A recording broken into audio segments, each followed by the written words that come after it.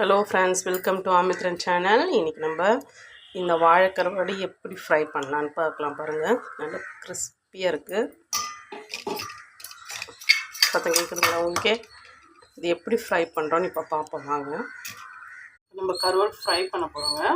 கருவாடை வந்து நல்லா கழுவி எடுத்துகிட்டு வந்துட்டேன். எப்படி கழுவுன்ற வீடியோ நம்ம சேனலில் போட்டிருக்கேன் பாருங்கள். தெரியாதவங்க பாருங்கள். நான் ஒரு 10 பீஸ் தான் எடுத்துருக்கேன். இப்போ அதுக்கு வந்து லைட்டாக மஞ்சள் தூள் போட்டுக்கலாம். இது சின்ன ஸ்பூனுங்க. அதில் ஒரு 10 பீஸ்ன்றனால கொஞ்சமாக தான் எடுத்து போட்டேன்.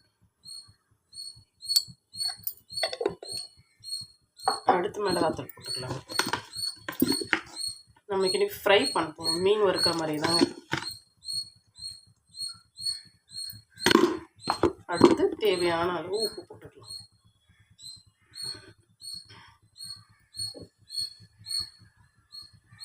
லைட்டாக போடுங்க, ஏன்னா கருவாடில் வேறு உப்பு இருக்குமா. நம்ம கழுவிட்டோம், இருந்தாலும் அதில் உப்பு இருக்கும். இருந்தாலும் உப்பு போட்டுக்கலாம். நல்லா பிசைஞ்சு விட்டுக்கோங்க.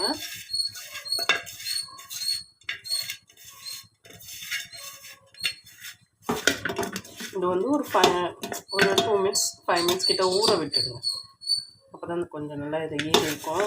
அதுக்கப்புறம் நம்ம ஃப்ரை பண்ணுறது பார்ப்போம். 5 மினிட்ஸ் ஆகிடுச்சு. நம்ம வந்து தோசைக்கல் சூடு பண்ணியாச்சு. இப்போ நம்ம வந்து பீஸ் போடலாங்க.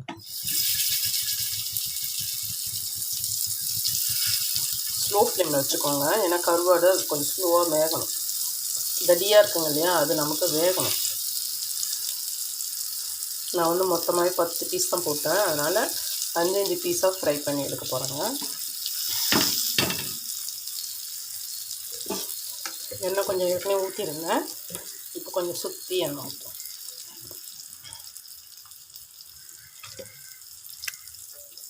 நல்லா அழுத்தி விடுங்க, ஏன்னா போட்டோடனே பாருங்கள் இந்த இடம்லாம் தூக்குது பார்த்தீங்களா. கை வச்சு அழுத்த முடியாது நம்மளால்.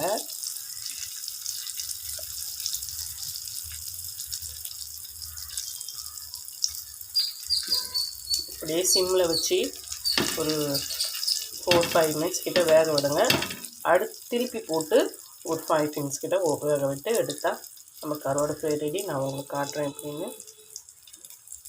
இப்படியே வேகட்டுங்க. ஒரு 5 மினிட்ஸ் கிட்ட வேகணும். ஸ்லோ ஃப்ளேமில் வச்சுருக்கோம், சின்ன இடத்துல வச்சுருக்கோம், அதனால் 5 மினிட்ஸ் ஆகும் வேகணும். இப்போ பாருங்கள், ஒரு 4-5 மினிட்ஸ் கிட்ட ஆகிடுச்சி. ஒரே பக்கம் தான் வச்சுருக்கோம். இப்போ திருப்பி வரோம். நம்ம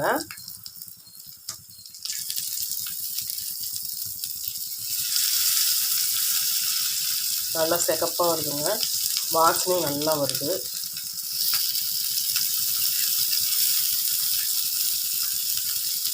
இப்போ இது திரும்ப ஸ்லோ ஃப்ளேமில் வச்சு ஒரு 5 மினிட்ஸ் கிட்ட வேகட்டாங்க.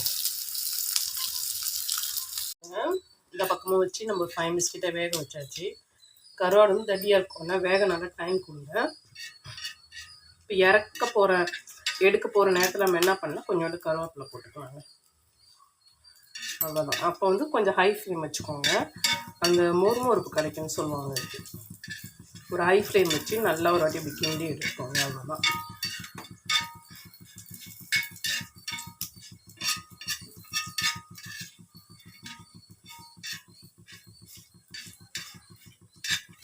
சரிங்களா? இப்போ ஒரு கிண்ணத்தில் நம்ம இதை ட்ரான்ஸ்ஃபர் பண்ணிக்கலாம்.